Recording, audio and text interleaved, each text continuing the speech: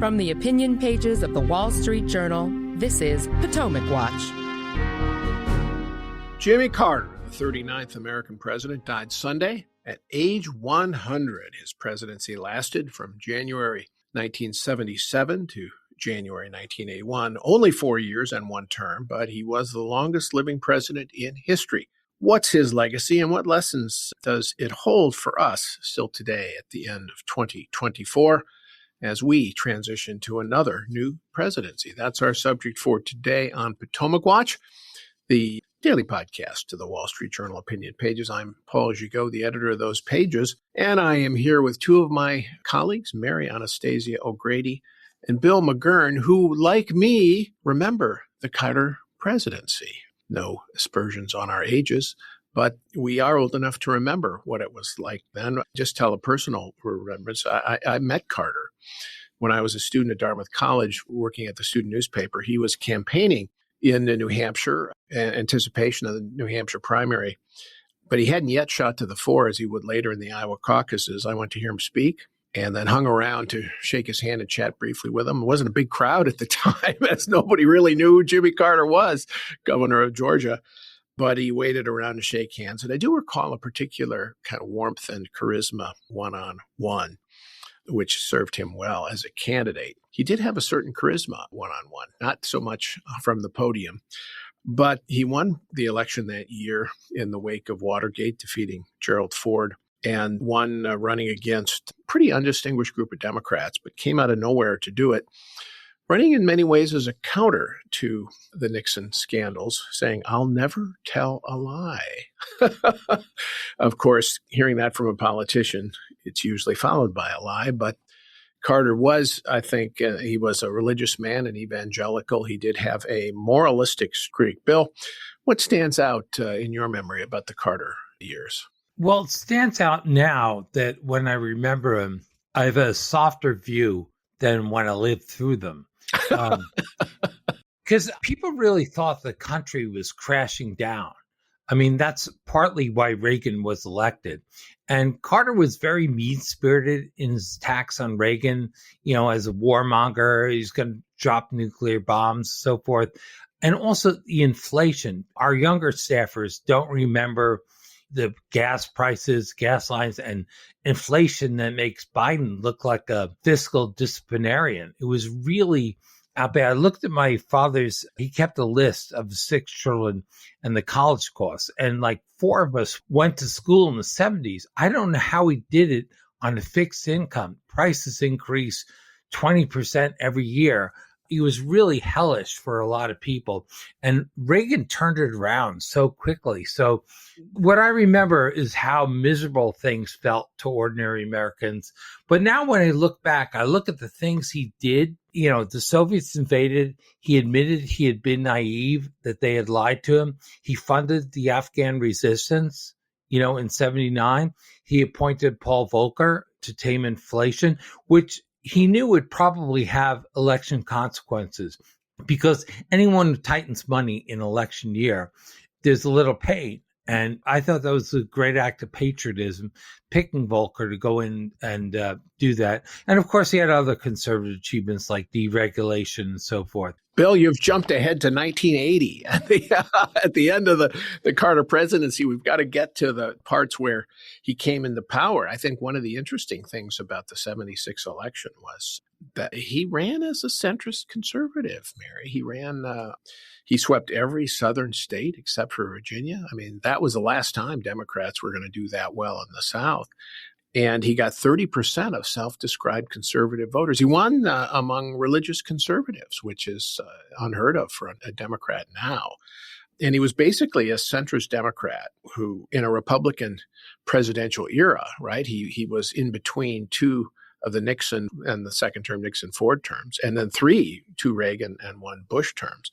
It was a Republican kind of center-right era. And yet Carter won, and he won running on sunsetting federal programs. He tried to run on fiscal restraint. He ran as a cultural moderate, and haven't had one of those in a long time from the Democratic Party.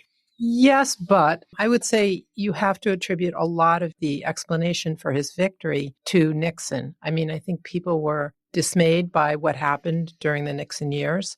And Gerald Ford did a good job sort of trying to clean up the mess. But I think people wanted change, and that explains mostly why he won. Also, the party wasn't as moderate as he was. No. And so they made it difficult for him to actually implement the things he wanted to do. And of course, 4 years later, he had cured the American public of Democratic policies. And, we got Ronald Reagan. So he did have moderate instincts. I think back then there were lots more moderate Democrats. He was one of those. Well, he came in as an outsider, right? Coming in from Georgia. He wasn't part of the Democratic establishment. He beat in 76 a fair number of Democrats from the establishment, Scoop Jackson, Morris Udall. But when he came in, and he had big Democratic majorities, enormous Democratic majorities in the House and Senate, they didn't agree with him on a lot of policy because most of those people were the left. Bill, remember the Watergate year of 1974 when Democrats swept to an enormous victory after Nixon's resignation. And then they ousted a lot of their old Democratic chairmen and put in some of these young lefties, particularly from California, Henry Waxman and others. And we really drove Carter, I think, out of the White House ultimately. They took Burt Lance, his budget director, and drove him out of Washington. He was trying to control the budget. They really opposed much of his agenda. Yeah, they did. I agree with Mary that so much of Jimmy Carter's getting elected in the first place was a reaction to Watergate and Nixon. In many ways, you made a Freudian slip there, Paul. You started to say Trump instead of Nixon. I think I don't know that was Freudian. I just think that was a slip. I think that's a good analogy because I think Joe Biden was elected partly in reaction to what was perceived as the chaos of the Trump years, the hot press conferences and so forth. And Jimmy Carter was like the choir boy alternative. I think he said during the campaign, "I'll never lie to you." So he was the anti-Watergate, the clean government person, honest peanut farmer from Georgia put in. And I think the problem is, like Joe Biden, his policies just didn't work. And people felt not that they disliked him, but they felt he was incapable of the job. Do you remember the Killer Rabbit incident? How could I forget the killer rabbit? A rabbit was coming toward his boat one time, and it was portrayed as, this president can't even stand up to a bunny rabbit. So I think by the end, people just thought he was kind of hapless. They felt everything was happening, and America was reacting to events, the hostages. And I think that's what doomed his presidency. And I think he's still, in many quarters, Jimmy Carter's a synonym for hapless and weak president. We're going to take a break, and when we come back, we're going to listen to Jimmy Carter and that famous malaise speech about the American mood when we come back. Welcome back. I'm Paul Gigot here on Potomac Watch with Mary O'Grady and Bill McGurn. Let's listen to an excerpt from the speech that he gave after his presidency had taken an unpopular turn. And it's widely called the malaise speech, even though he never used that word malaise. But let's listen to it, and I think you'll understand why it was described that way. The threat is nearly invisible in ordinary ways. It is a crisis of confidence. It is a crisis that strikes at the very heart and soul and spirit of our national will. We can see this crisis in the growing doubt about the meaning of our own lives and in the loss of a unity of purpose for our nation. The erosion of our confidence in the future is threatening to destroy the social and the political fabric of America. Mary, he delivered that speech when prices were rising, when there were gasoline lines, when the Soviets were on the march. I think it was before the hostages were taken. But that's an odd speech for a president to give, isn't it? Well, don't forget, Paul, men were also wearing leisure suits in the 1970s. So Don't get personal, Mary. There was a real crisis going on. And, my parents were also putting a few people through college. And I remember thinking that my father decided either we were going to go to college or he was going to heat the house, but not both. So our house was very cold. But Jimmy Carter gets blamed for the inflation of the 70s. And of course, in 1980, inflation hit 14%. We hit 9% most recently. 14% was high. I remember my father complaining about it. But the one thing to keep in mind with that, it was really the fault of the Fed. It wasn't the fault of Carter per se. I mean, he did have the cost of living adjustments, which were obviously pushing up spending. And there was an oil crisis. Oil prices had gotten higher. But really what happened was the Federal Reserve, in trying to basically address the employment situation according to its dual mandate and keep inflation down, it chose to put more emphasis on unemployment. And that just allowed inflation to run out of control. And Jimmy Carter was the one who named Paul Volcker. So he actually should get more credit than he does for turning that around. But of course, the high inflation happened under his watch. Yeah, it was a story, I think, of too late recognition. I'd say there's another comparable too late change in his presidency, and that's on foreign policy, Bill. Famous speech at Notre Dame that President Carter gave where we needed to lose, he said, our inordinate fear of communism. That was in the Cold War, of course. And the problem is that the Soviets kept marching.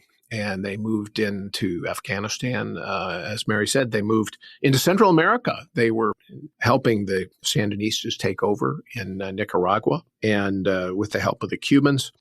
Only too late, I think, Carter recognized that Brezhnev had lied. He tried the SALT Treaty, the arms treaty, which never did pass the Senate, if I am not mistaken. Then Reagan later cashiered.